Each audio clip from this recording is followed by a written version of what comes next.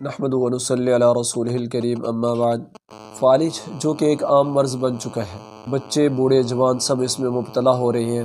آپ کے سامنے وظیفہ ذکر کرتا ہوں۔ نبی علیہ الصلوۃ والسلام نے صحابی کو فرمایا کہ اگر تم یہ کر لو گے تو انشاءاللہ تم اس بیماری سے محفوظ رہ جاؤ گے۔ حضرت قبیصہ بن مخارق رضی اللہ تعالیٰ عنہ صحابی ہیں، اللہ نے لمبی زندگی عطا فرمائی تھی، بوڑھے ہو گئے تھے، لمبی عمر۔ آپ علیہ الصلوۃ والسلام کے پاس جاتے ہیں، جا کر ملتے ہیں۔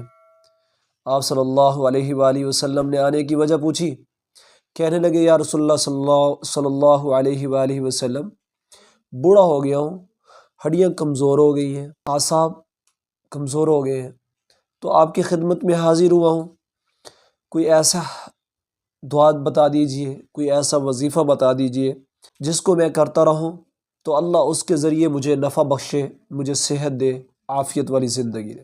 آپ علیہ الصلوۃ والسلام نے بڑے پیارے جملے فرمایا اے قبیصہ، تم جہاں جہاں سے گزرے ہو، جن پتھروں یا جن درختوں، جن ٹیلوں کے پاس سے گزرے ہو، وہ سب آپ کے لیے دعائے مغفرت کرتے رہیں۔ اور آپ علیہ الصلوۃ والسلام نے فرمایا ہاں میں آپ کو یہ وظیفہ بتاتا ہوں، تم اگر فجر کی نماز کے بعد 3 مرتبہ پڑھ لیا کرو تو انشاءاللہ فالج، اندھے پن اور کوڑی کے مرض سے جو ہے نا وہ محفوظ رہو گے۔ اور وہ وظیفہ آپ صلی اللہ علیہ وسلم نے یہ ارشاد فرمایا، سبحان اللہ العظیم وبحمدہ، سبحان اللہ العظیم وبحمدہ، سبحان اللہ العظیم وبحمدہ۔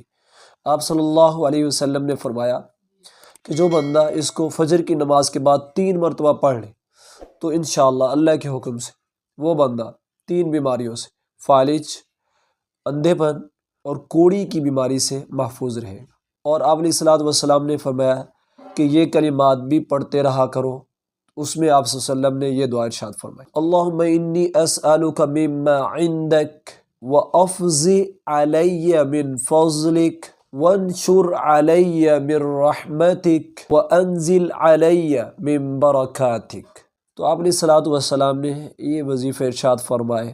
تو جو آدمی جتنے یقین کے ساتھ ان وظائف پر عمل کرے گا، اللہ تعالیٰ سے امید ہے کہ اللہ رب العزت اس آدمی کے لیے اسی قدر صحت، عافیت کا ذریعہ بنائے گا۔